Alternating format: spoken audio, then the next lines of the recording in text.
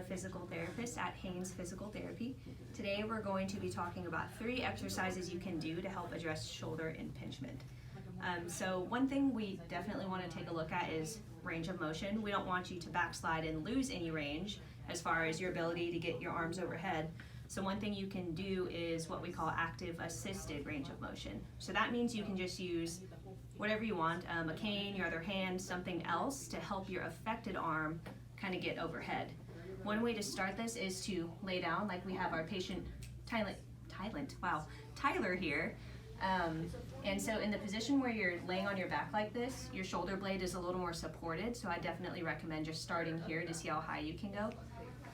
And of course this is assuming that your range of motion has been impacted. So let's say you start having pain around maybe here. What you're going to do is clasp your hands together, and this is so that your good arm can help the bad arm. And then what I want you to do is come up as high as you can. You want to stop right before you hit that point of pain, and then slowly come back down. Good, and then go ahead and repeat that.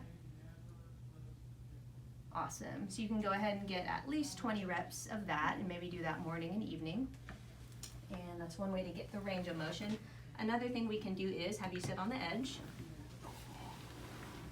There's a group of muscles that we need to strengthen. They're typically impacted with impingement, and that would be, I'll just point on you.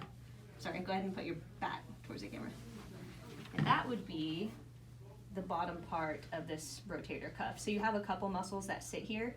The 2 on the bottom here that help with externally rotating or rotating out tend to get weaker. So one way you can work on them is with an exercise we call an isometric. It'll also help you out a little bit if you get a rolled up towel or foam noodle something and kind of put it under the arm here. So let's just do it on this side. Basically you'll tuck that little towel, whatever you have right there. You want to keep your elbow at about 90 degrees because what we're trying to do here is isolate the rotating out. We don't want to be doing anything at the elbow.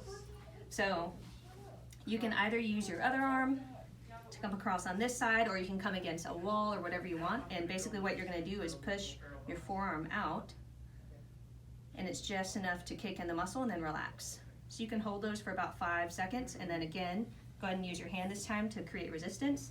You're just acting as if you're going to roll out, but you're not really moving. You're just kind of pushing and relaxing. So for these, you don't want to push 100%. I would just do enough to activate the muscle, but not to where it's painful. So same thing, go ahead and get 20 reps, holding 5 seconds each time. Another thing we can do, so we have the range of motion, we have kicking in for strength. This last one is joint traction, meaning you're going to get a very gentle gapping or stretch kind of at that shoulder joint. So what you want to do is anchor down, hold on to something with your hand. So it doesn't matter if you're sitting on a chair, hold on to the edge of the chair. It's a little bit difficult because you want to hold on with your hand, but try and relax your actual shoulder as much as possible. And then what I want you to do is hang on, relax the shoulder, then lean this way to get a little pull in this guy. You getting anything? Mm-hmm. Perfect. Yeah, so for that one, what you can do is just gently go until you feel the stretch. Again, you don't want to push into pain or anything. Maybe hold that for a slow count of 20. Repeat that 2 to 3 times, and you are solid. Okay, good.